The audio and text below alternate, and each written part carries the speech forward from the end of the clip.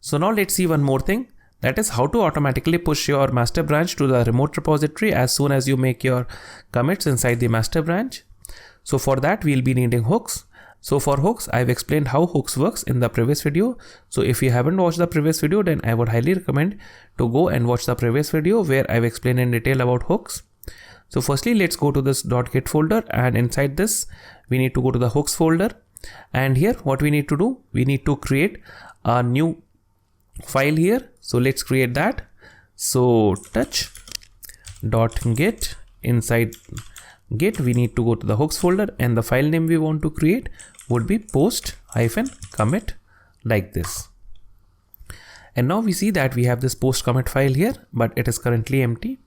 So firstly, let's make this file executable by doing chmod +x, and the file name would be .git hooks and would be post commit like this.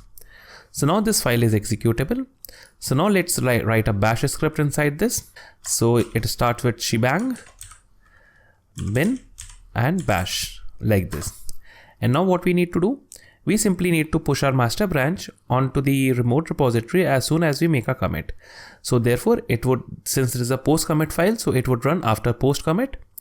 So what we need to do, we need to simply write git push origin master like this. And we need to save this file, that is post commit file. So now let's go to our index.html file, and here let's make changes here. So push with hooks like this. So now let's save this index.html file. Let's add it to the staging area. Let's make a commit here. Push with hooks like this, and now let's press enter. So now what will happen is this, that the file would be committed on our local machine, and then automatically it would be pushed to GitHub. So let's press enter here. So we see that the commit has been done, and then we also pushed it to the master branch on the remote repository without manually pushing it to remote repository.